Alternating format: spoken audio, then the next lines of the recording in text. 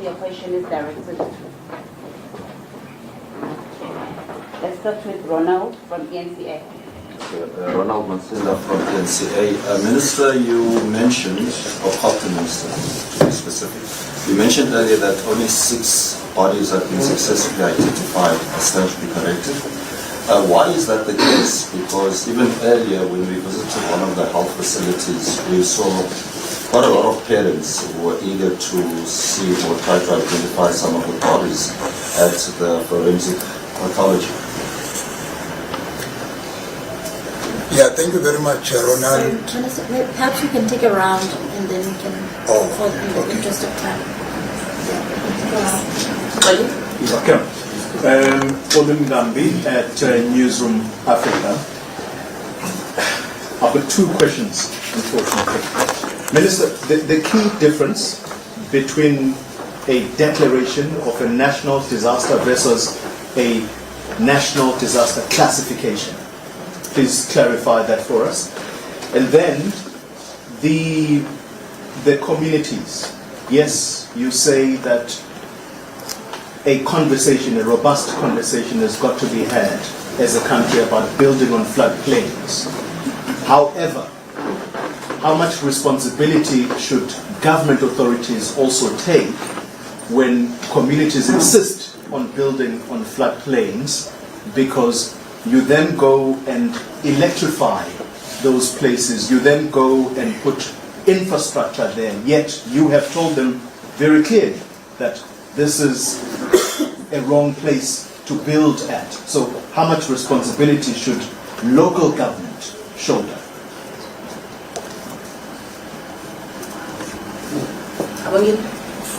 Oh, sorry. Mine is short.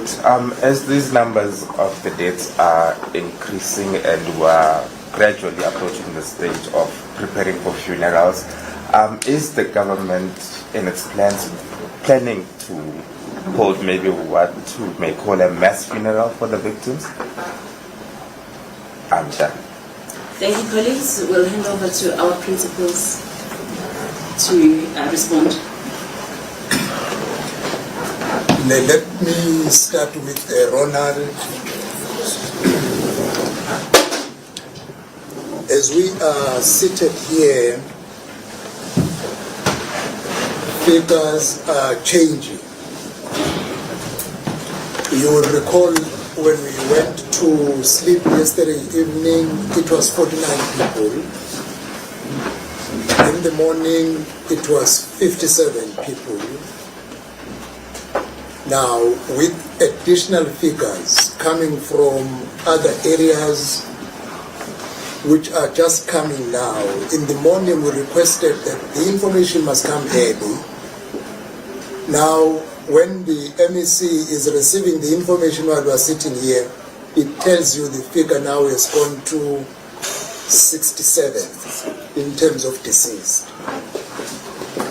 In terms of the identification, in the morning we had a confirmed number of 6 people.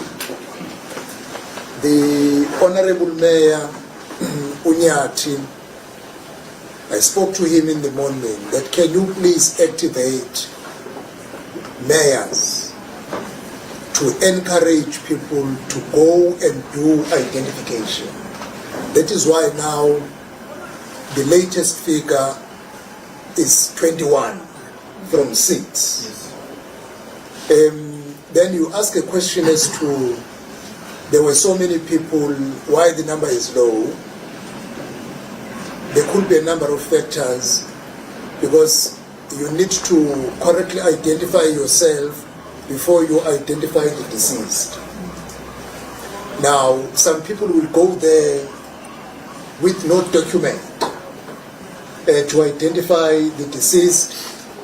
There can be so many, and they will need to undergo a process of affidavits to ensure that not a wrong person makes an identification, even if it might be correct.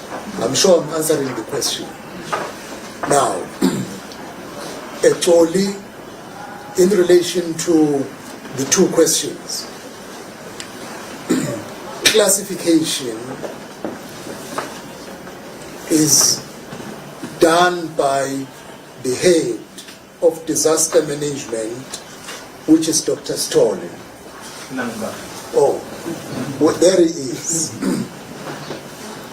When he has done the classification, it allows the minister to do the declaration. You do the declaration where you need an extra support which cannot be met by the classification.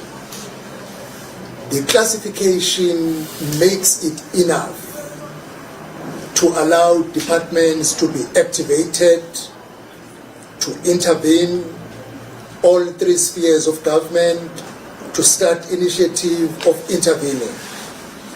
If then it had to be the minister who makes a declaration, there will have to be regulations that must be done first before you do a declaration, which can take a longer time to go through that process, which delays the departments or three spheres of government to activate processes.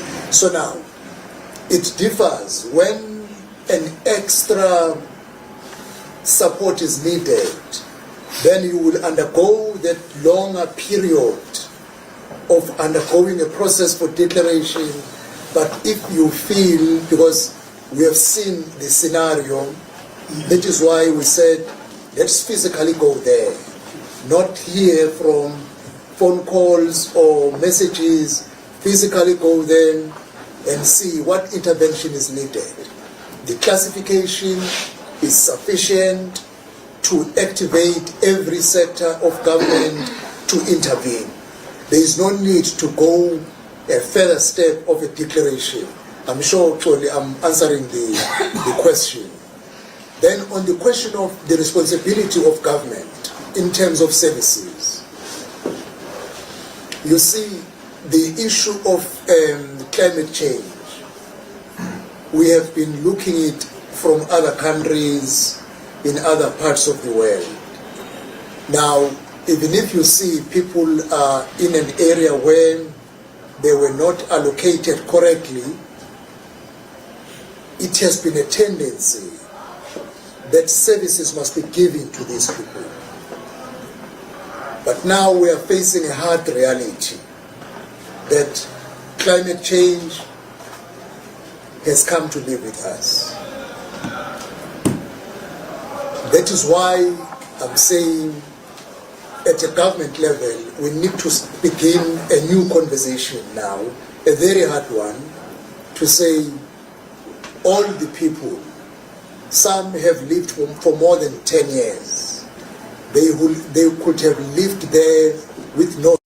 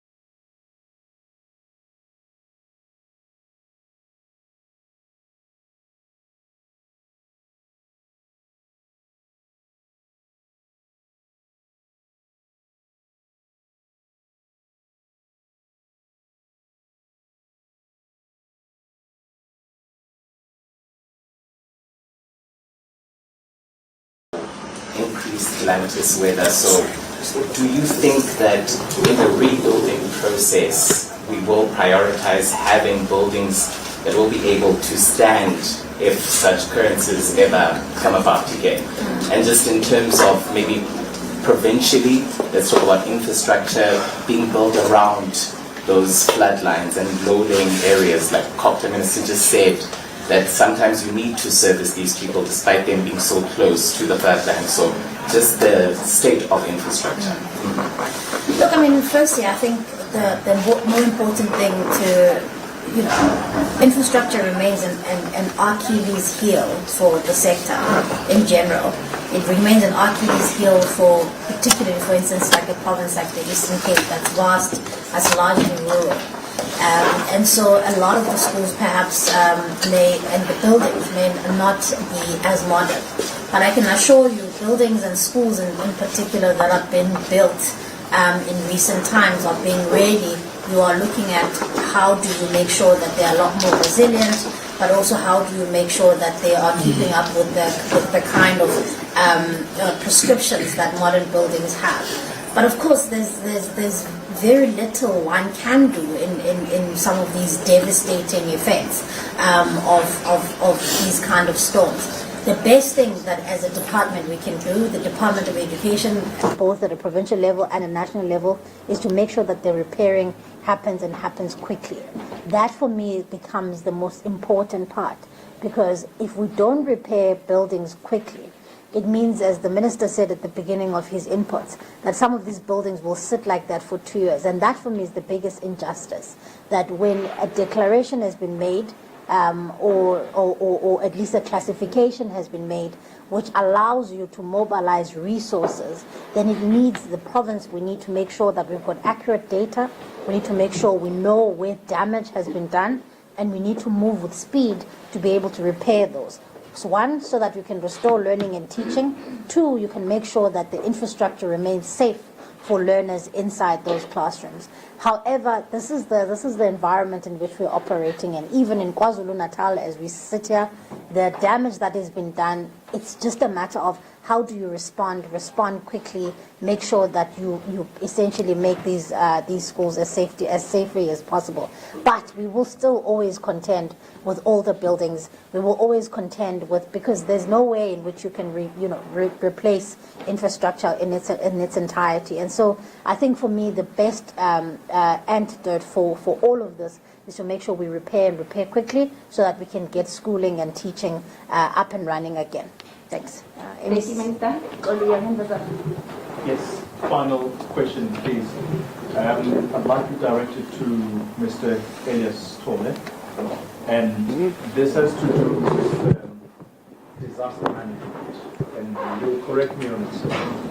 My understanding is that disaster management departments have very healthy annual budgets. If I'm correct on that, what has been done? Okay, can I afford it? For instance, can you see chat, please? Oh, Bubble Story. Okay. All right. Come again, Okay. Yes. Political intervention again. Okay.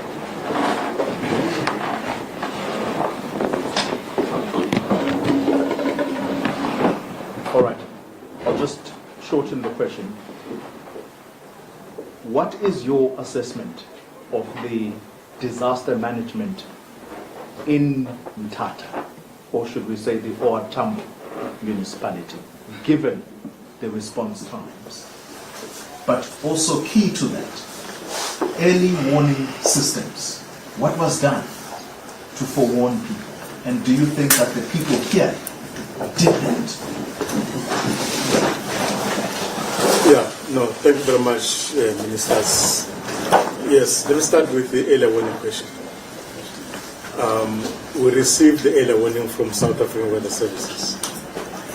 And as and when we receive those early warnings, and those early warnings, they get distributed to provinces and also to the municipalities, but also the South African Weather Services go extra mile and also share those early warnings in other social media and other media platforms.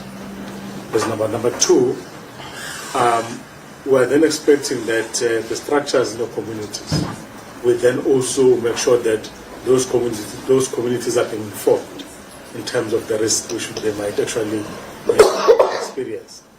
I think I would like the ministers to say the challenge we are facing, not only here in Umtata, but it's also in other provinces, is the people building in the floodplain areas. That is the problem which we need to address, because even if you can distribute those early warnings to those people, and you find that they are unlikely maybe to leave their homes because someone can actually break in and then you see and steal their belongings. So it's about making sure that those people who are residing in those floodplain areas, then we actually relocate them, so that as and when we issue the early warnings, then we know that those people they are not in danger. So I think it is work in progress, because in other provinces they've already started to deal with those people who are residing in the river banks. But I think here now specifically, because you asked about Umtata, I think it's what we've discovered as we're doing the work about with ministers. We've realized that there are people who are residing in the river banks. That's a question which we need to answer as government, to say what is the best way of relocating those people. The second question we should ask about the budget, whether it's enough for disaster relief centers. The minister indicated that as we speak, we are now facing the issues of the climate change. So we are experiencing violent floods, things which we never actually experienced 15 years ago. So which means we need to make sure that we're strengthening the capacity of the disaster relief centers in those areas which we see that there might be some gaps.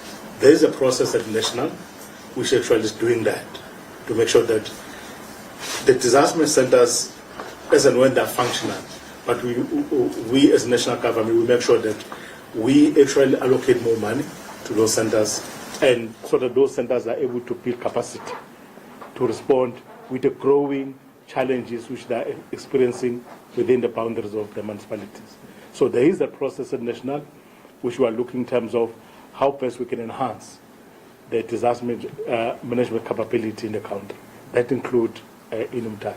The issue of the budget, I'll answer the question like you never have enough budget in the space of disaster management, meaning you can pump monies there, but as we always say, disaster management is everybody's business, which means as government we can inform the communities, we can alert the communities, but we need also the support from the communities to participate in our risk reduction activities, so that as a collective we can make sure that everybody's safe in any other areas. Thank you. Thank you, Dr. Sule.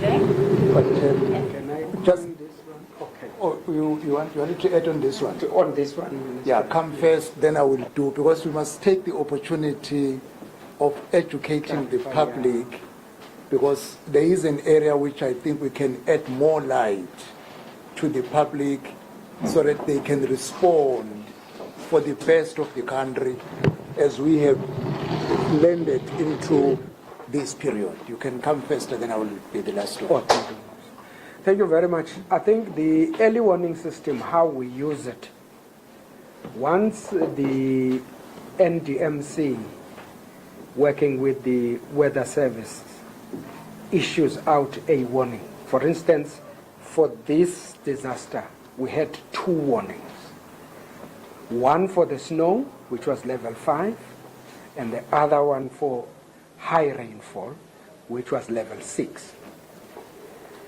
And funny in these 2 warnings, the predictions were quite surprising. It was 100% rainfall in this area, 100 in East London.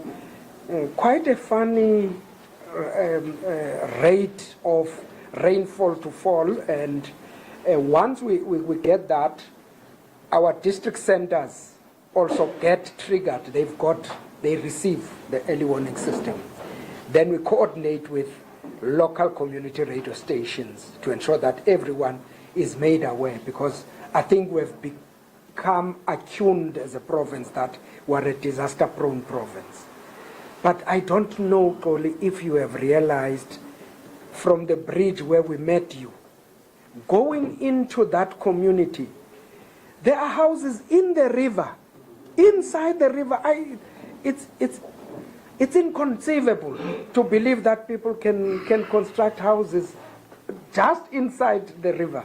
And I'm saying what the minister was really talking about in terms of engaging those communities to say they can no longer be there. We have worked out a strategy already with KSD municipality to say from next week on, we'll be sending town planners to those communities to just look at that area, come up with a report within 2 weeks, which report we're going to take it with those communities, because they agree now they would not be going to court to stall us from removing them. Take it to those communities and then decide to remove them. Because most of that land also, which information you don't have, is that it's privately owned land. So they've just got into that land forcefully and illegally and constructed houses. The municipality intervened. Once the municipality intervenes, they then go to court. Now stops every process because we must respect court processes. So I'm saying, but now I think there's light that has come on, but it came on very late because we have got 51 people that have lost their lives through that particular issue. Thank you. It's only, as well as the other media houses, on the question you are raising, it's very important because it helps to educate our communities. The early warnings were communicated sufficiently. If you could have gone to that community and tell them that you move away because of the early warnings, they will ask you, what are you talking about? We have been living here for decades. We have never seen what you are saying might happen. But now, if you can go to them, when there is an early warning, they will be the first to respond. And this is also, in a painful way, is helping the country. Because everyone who is viewing the footages, it will be easy. That is why this discussion must be a national discussion now. That early warnings will be given, but as long as you are on the floodplains, you are likely to be affected. And people like to take chances that it did not happen today, it's not happen the next time. It will only be people in that area who will respond quickly. But the more the media, everybody assist in saying early warnings are okay now, we are listening to them, but it might rain in the middle of the night when people are asleep. And we wake up with sad news. Now, we better do it now. Now, when there is no rain, there is nothing, we engage everybody and we take it as a national matter. Because now today we are here as a nation. If the president is coming here, it's a nation at Umtata because of a disaster, and all the people affected at most are on the floodplains. The children were unfortunate because the driver should have avoided getting into the bridge, seeing that for today is the kind of water I've never seen in this area. Now we can't say more, but that one really should have been avoided. The Dr. Stolle responded on we are overhauling the whole system. I came back from Geneva on Saturday on a disaster risk reduction workshop. And very soon we will hold an engagement as a country in terms of how better can we mitigate disaster. And there are options that we are going to look now, the insurance. Because if you have the infrastructure insured, insurance pays quicker than the government. Because for government, the fortune year, we are at the beginning of the year. That is why it is easy for me to say I'm coming back on the 5th, on the 7th of July. Because we are at the beginning of the financial year, we have money. But if we were towards the end of the financial year, they would be difficult to intervene. But if the infrastructure is insured, when a disaster occurs, you knock at the door of the insurance and they release money. We are working on how other countries who are living with disaster for years are surviving through insurance, and there is a way which is going to make things easier for South Africa now going forward as we are reviewing the National Disaster Management System. And once we have finalized these initiatives and learning from other countries and also ensuring the infrastructure, and we are working with speed because we do not know when is the next disaster, as we have experienced now following what we had in KwaZulu-Natal almost 3 years ago. The media will play a greater role in mitigating the effects of disaster with our communities. Thank you. Thank you, Ministers and the MEC. Colleagues will take the final round of questions. Please intro yourself and then ask the question to the principal director too. Mashab. No. Okay, then we reach the end of our session. Minister, any last words? What time is the president? No, Soli is asking what time is the president coming here. I'm sure the communique that has been released must be indicating the time tentatively. 9 a.m. Oh, yes. 9 a.m.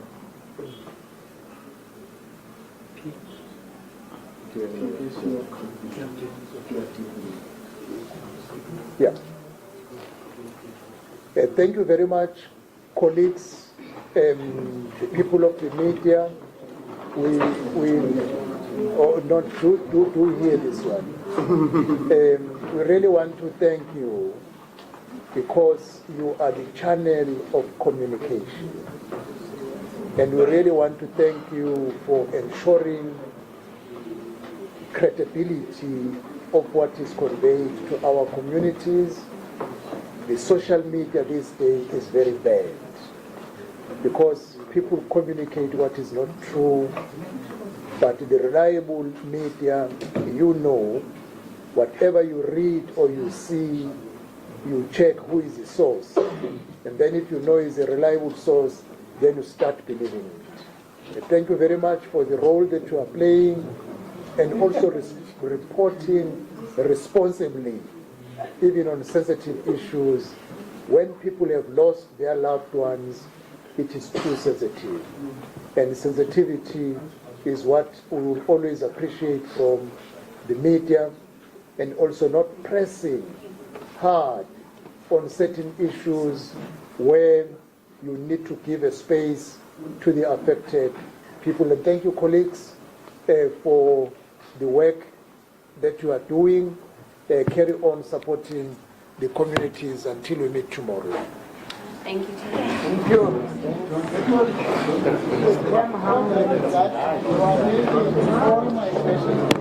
I want to on the issue of disaster.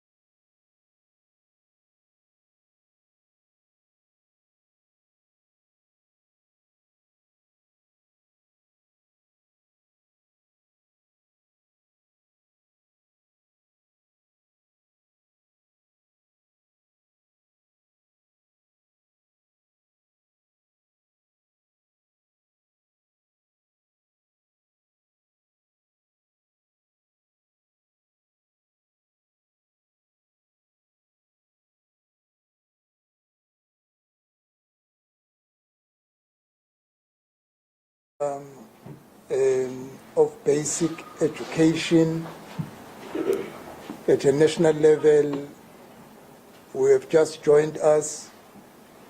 I'm sure you can come this side where Bawustol is seated, because you will have to make an input, Minister,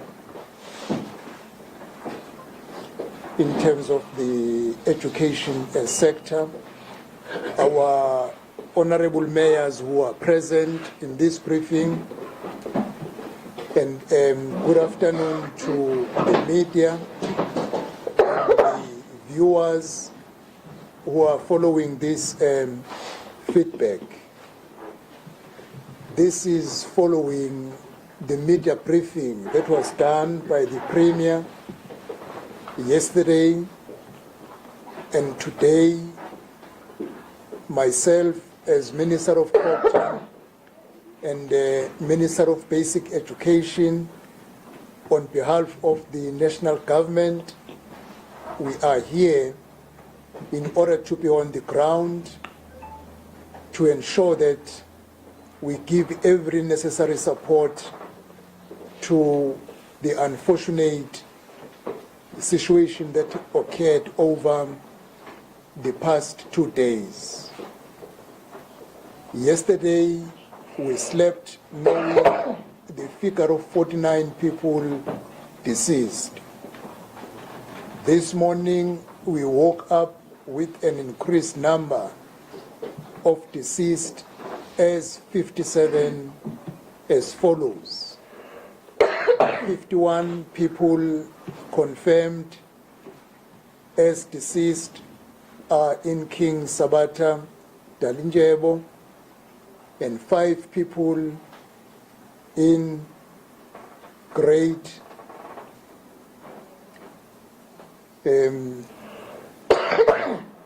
it's a Great Kai, and 1 person at Mhlonto, which makes a total of 57 people deceased. The 57 people deceased include 6 learners amongst the 10 who were swept away in the scholar transport. The 4 learners still remain unaccounted for as missing. The figure of 57 is not just numbers, but these are human beings, some of them breadwinners, and some of them the only children in their respective families. This is a very big number to have been lost or to have perished on a single natural disaster which has ever been experienced in the Eastern Cape. So on behalf of the government, I want to join the Premier, the MECs and the mayors who have conveyed their condolences to the families, friends and relatives for such a huge loss. Our condolences also go to schools, where beside the 10 learners, there could also be other learners in the total number of 57. So we want to convey our condolences to schools, parents of these learners, the municipalities affected, our traditional leaders, whom are the custodians of the people that we have lost, and finally to the provincial government of the Eastern Cape. From this morning, we have visited various areas. The Minister of Basic Education will give a feedback as she went to the affected schools and met the parents. The team that I was going with, we went to the bridge where the minibus ferrying school children was washed away. It is very unfortunate. That incident should not have happened, because clearly, if you see the levels of water, the incident should not have happened. We are really sorry to the parents and all the relatives that were affected. We have also visited all the facilities, the community halls, where the displaced and evacuated communities are accommodated temporarily. Our observation are as follows. Firstly, the search and rescue services are fully deployed. We are so happy. Every effort was invested here from government departments and from humanitarian points of view in the all areas where we were doing site visits.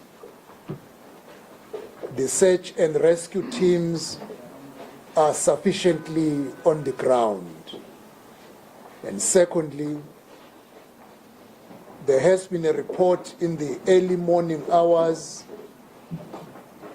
in one of the media house which reported that there is a problem in terms of postmortems. I want to confirm that I spoke to the Minister of Health, Dr. Mswaledi, and a confirmation has been given that by 12 o'clock today, the 49 bodies that were confirmed as of yesterday have been completed. The only outstanding number could be the extra number, which totals to 57. So now, on record, sufficient support has been given in relation to the postmortems. And thirdly, people on floodplains were the ones who were affected. The infrastructure, the houses on the floodplains are the ones that were either washed away or were affected as a result of the floods. I think as a country, we need to start a hard discussion and confront the real challenge of people living on the banks of rivers to be removed before the worst happened. We were so happy. We visited 4 centers where our communities are kept, and all of them, they nodded with their heads to say yes when we said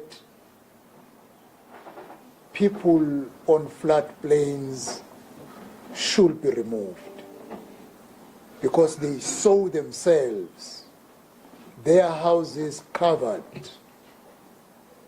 and losing 57 people as of now at a one time is very bad. And this should be a discussion now countrywide. All 3 spheres of government, local, provincial, and national, all political parties, civil society, we need to speak with one voice. That we cannot carry on losing people simply because they chose to build on floodplains. We need to collectively work together, municipalities, our traditional leaders, to identify safe areas where people will have to be relocated. and we will not have to wait for the human settlement to provide shelter, because where they are, they were not put by human settlement or any sphere of government, but on their own attempts and means, they provided shelter. And this should be a discussion which we must face and engage. And that is why I'm saying it was comforting to see people saying, yes, we understand means must be done so that we can get safer areas where we can start to put shelter on our own when the government, within limited resources, is trying to meet some of the communities, because it cannot happen simultaneously throughout the country. We can save human souls if we can all cooperate on this one. The president is coming here tomorrow to show his solidarity, convey his condolences, and also see the state in which our people are living. And surely he will also make his comment in relation on to people living on floodplains. The fourth observation for today, out of the bodies that have been confirmed as deceased, only 6 have been successfully identified by their families. We want to make a clarion call that now the storm is over, we need to move to a following stage to identify bodies, so that the following process, burials, can take place. This is one area which we want to encourage our communities in the affected areas to come forth to do the identification. We also want to encourage the neighbors.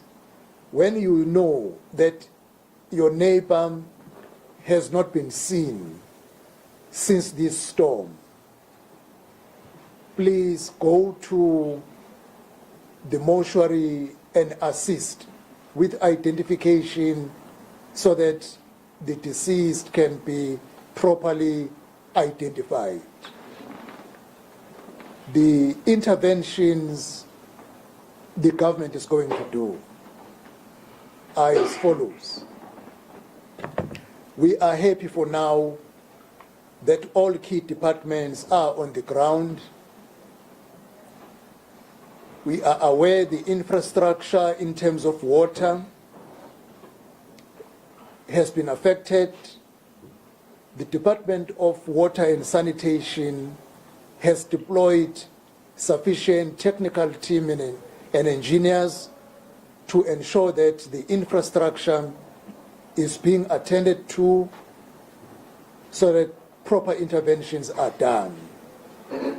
A COCTA will also deploy technical support through MISA in order to ensure that the challenge of the infrastructure is attended to at the earliest.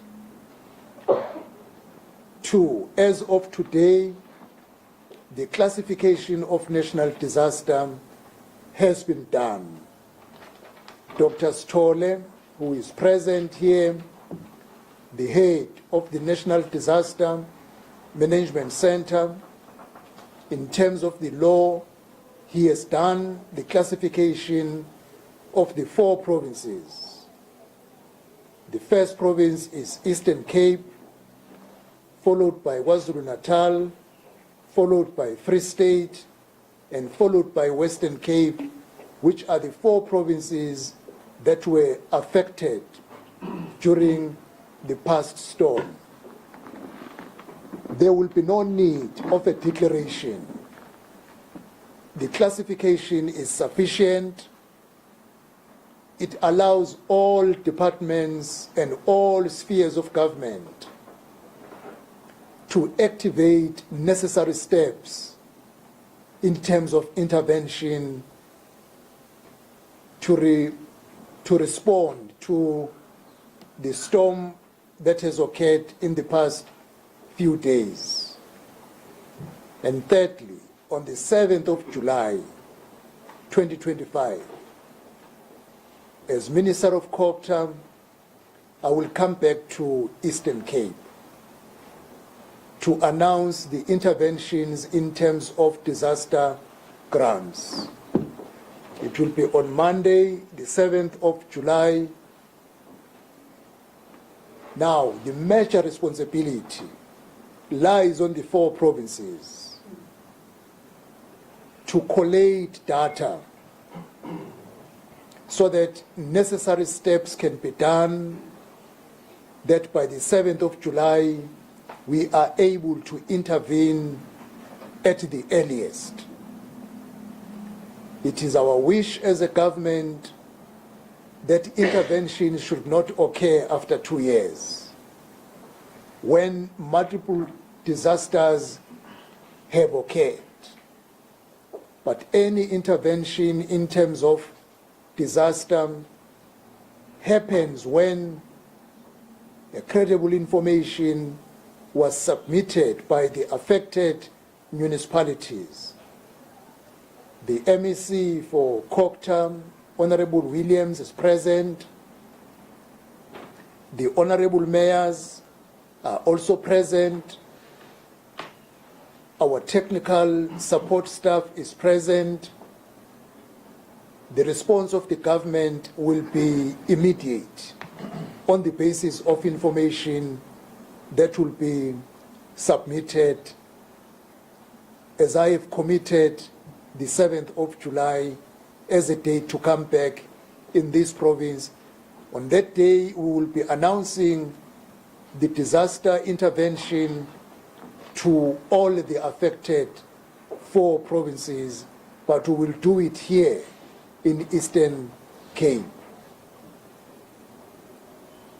Lastly, I do want to thank all the humanitarian organizations who came on board in terms of support with material, blankets, sponges, and meals. And I also want to convey our gratitude to all spheres of government, from the local governments to the provincial government of Eastern Cape and the national government, for all the interventions in terms of support that has been provided. We know a heavy moment is going to begin now, laying to rest all the deceased. As the national government, we want to assure the province of Eastern Cape that we will be on board in giving support to the municipalities affected and all the families affected. And as the President of the Republic, His Excellency Cyril Ramaphosa, will also be here tomorrow, is a demonstration of the government in terms of supporting the people of South Africa wherever they are when a hard moment like this one happens. It is our prayer that God can help our country and our people, that such moments, while we accept we are in a period of climate change, but do not leave us with such a devastation as it happened over the past 2 days. I do want to thank the media for keeping the public correctly informed. But before then we can take any question, let us allow the Honorable Minister of Basic Education Minister Hwahube to make her reflections, as she is directly responsible to schools. And thereafter, our host, MEC Williams, will make the concluding remarks, and then we can take some few questions. You must pay me.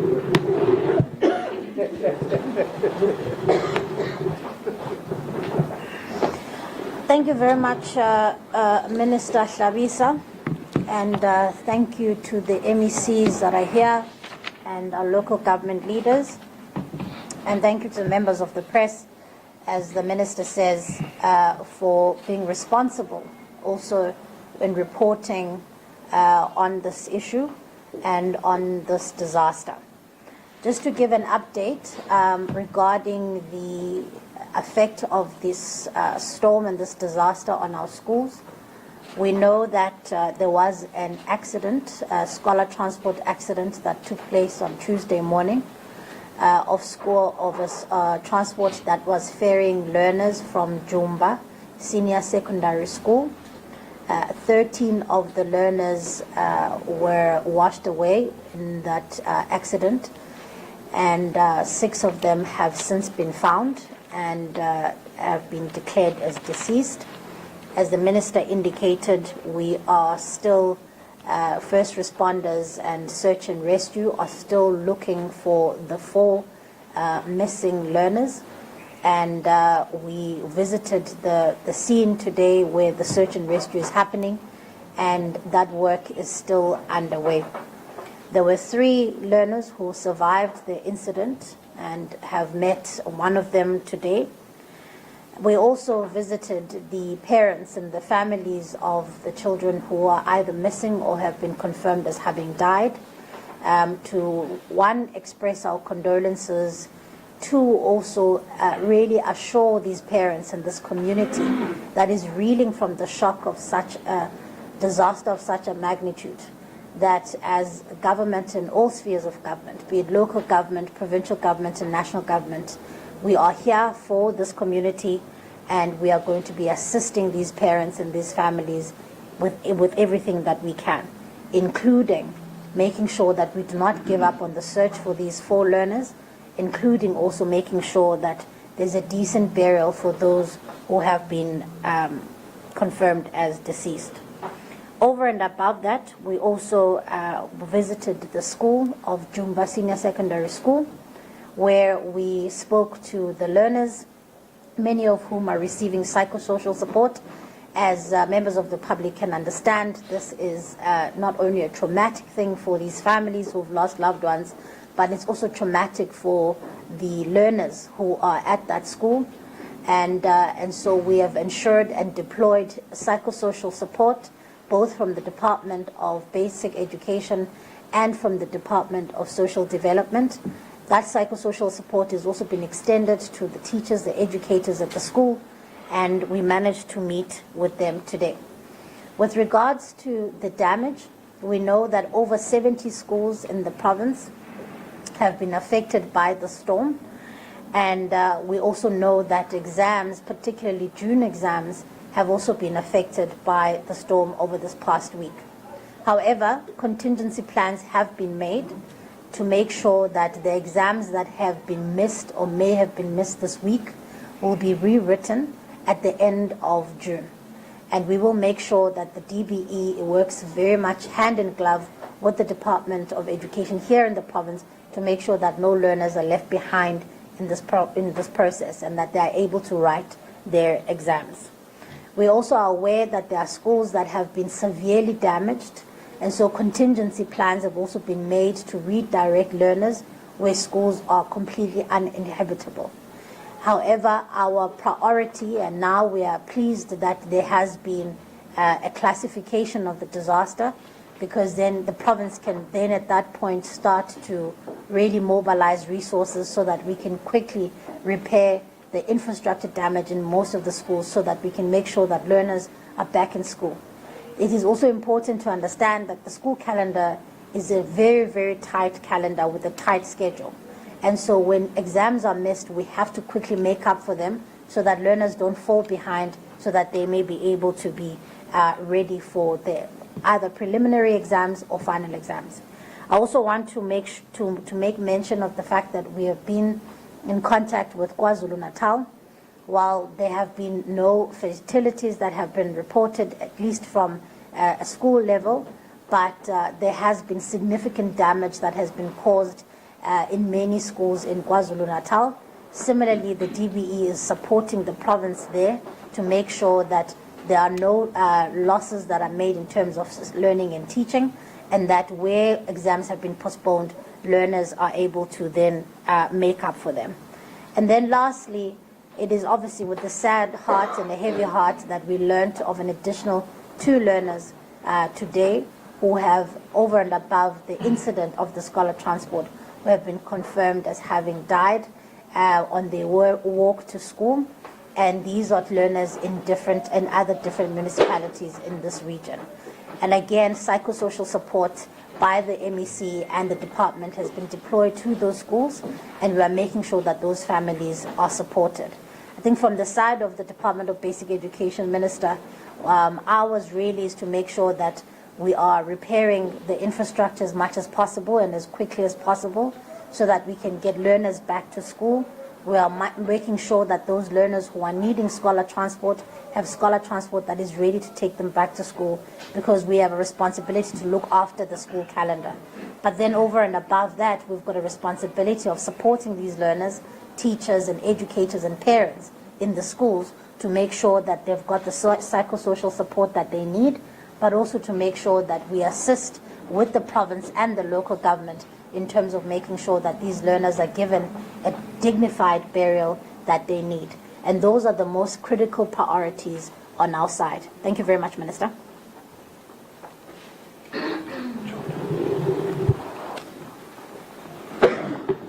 Well, thank you very much. Thank you very much, Honorable Minister. And greetings to you, the Minister of Basic Education, my colleagues, the MEC and both executive mayors. Let me hasten to thank the national government through both ministers for their visit in support of our efforts as the provincial government to try and work ourselves out of the unprecedented tragedy that we are experiencing for the first time in the history of this province. I must indicate that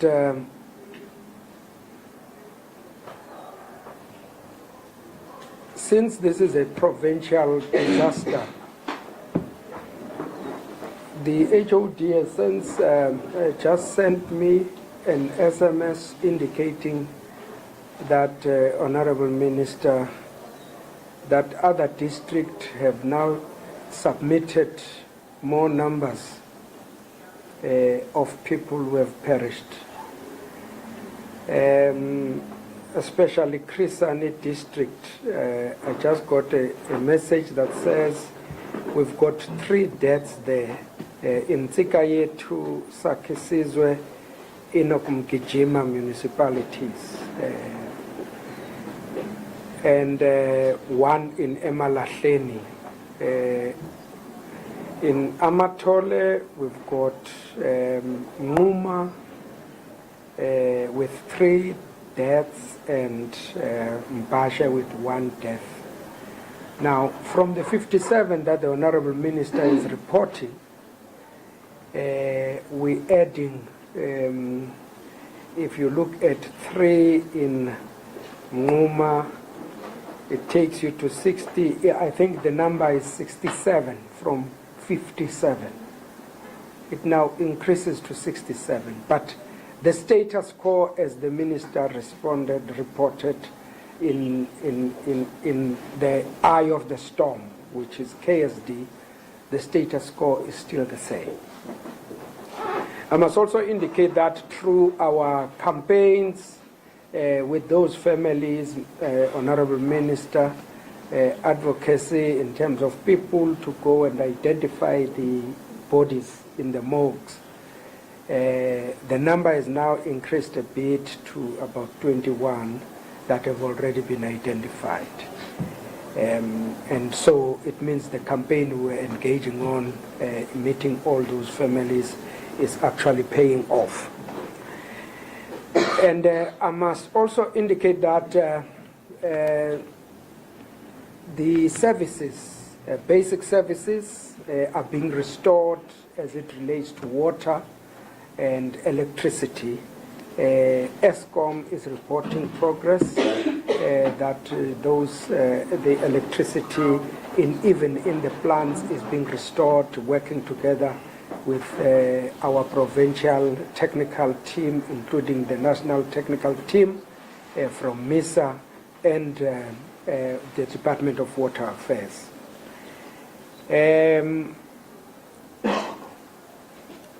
I forgot, Joe Gabi is another contributor because they contributed 2 deaths, which takes us to 67 before you ask me about it. Yeah, the 2 deaths in Joe Gabi.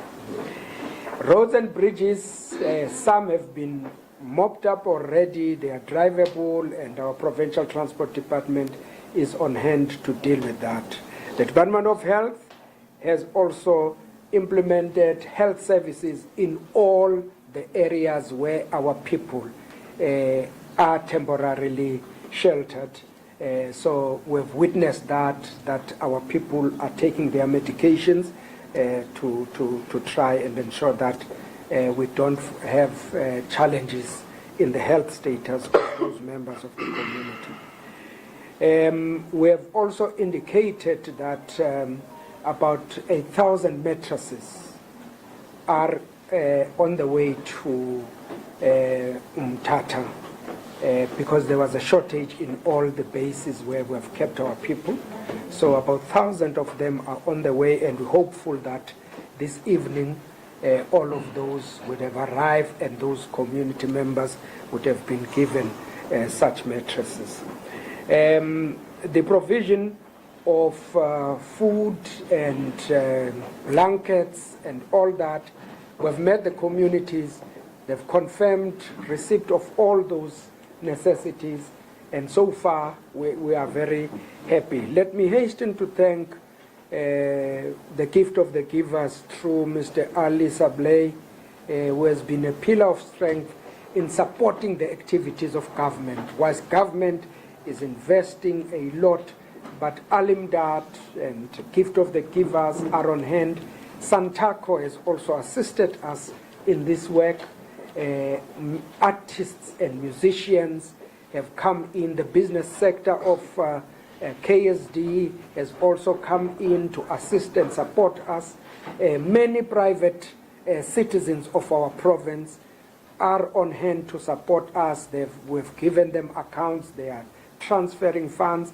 At the right time, we'll consolidate the support so that it is trickling in to all those communities that must benefit. So I would want to really appreciate both ministers for the visit.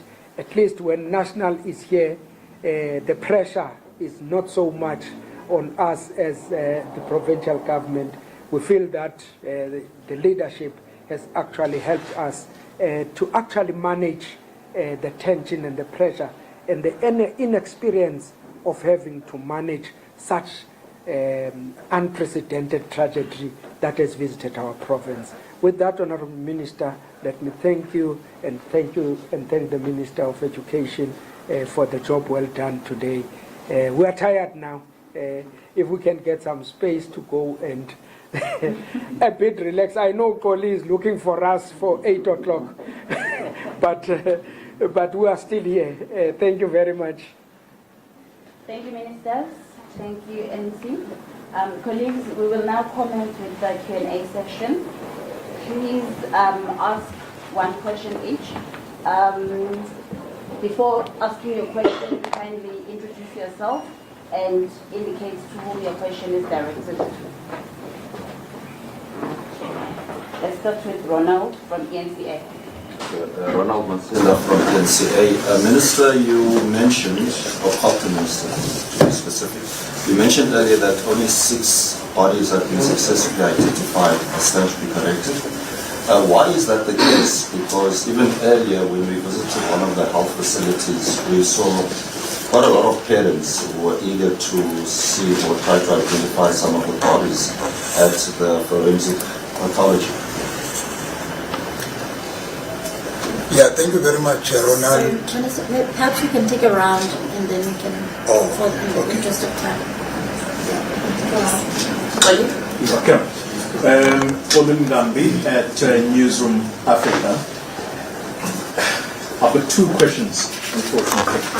Minister, the key difference between a declaration of a national disaster versus a national disaster classification. Please clarify that for us. And then the communities.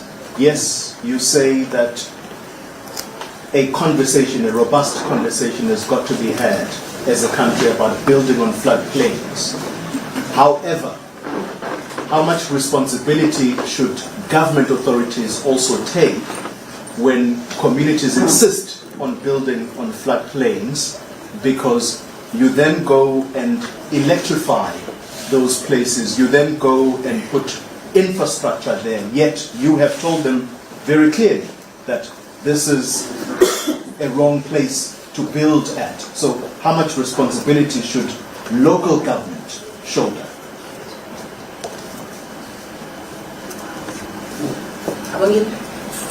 Oh, sorry. Mine is short.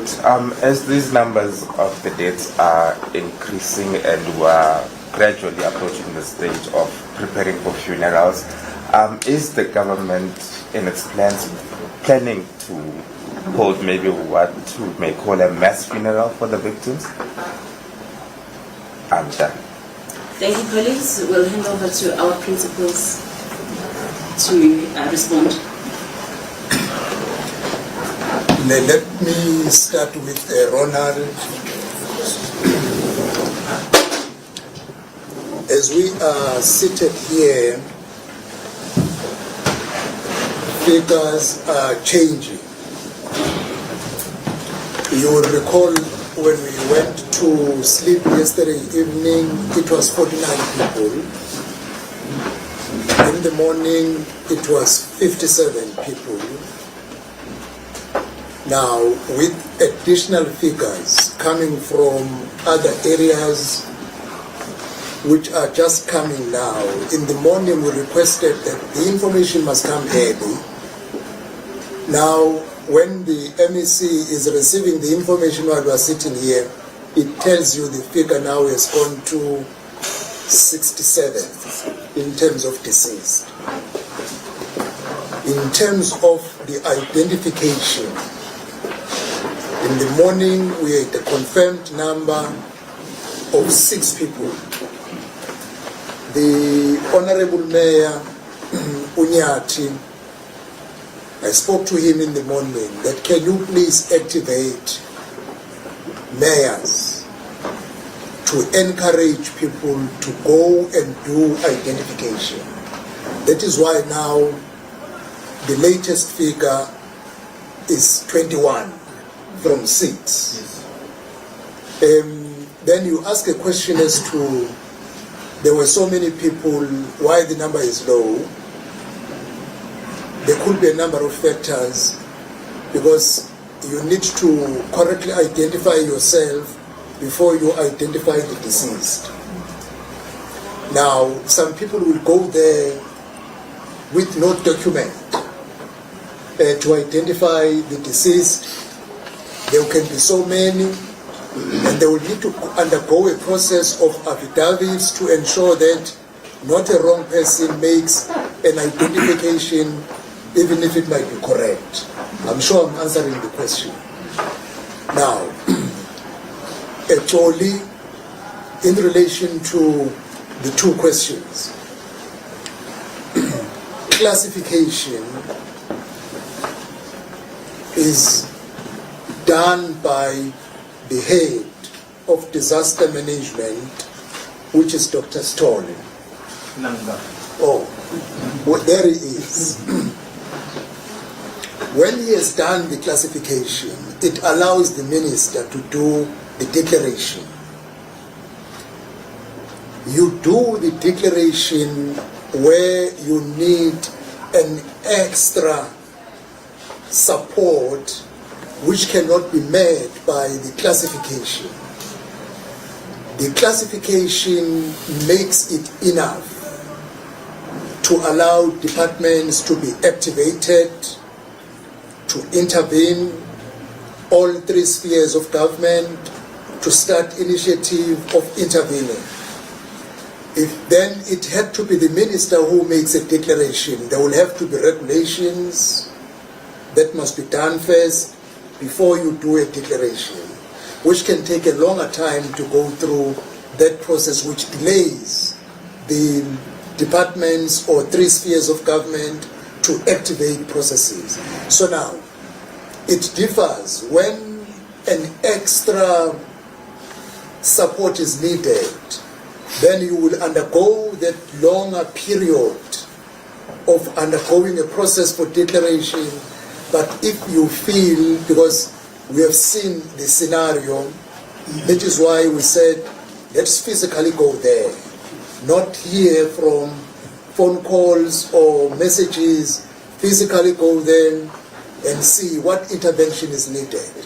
The classification is sufficient to activate every sector of government to intervene.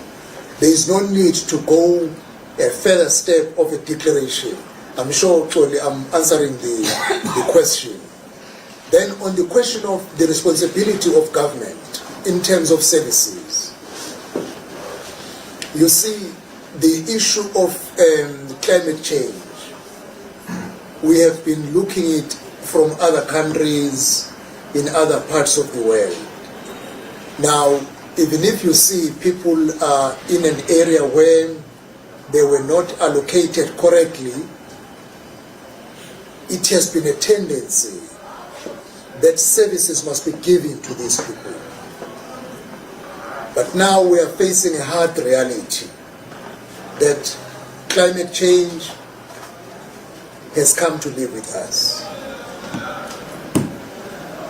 That is why I'm saying at a government level, we need to begin a new conversation now, a very hard one, to say all the people, some have lived for more than 10 years. They could have lived there with no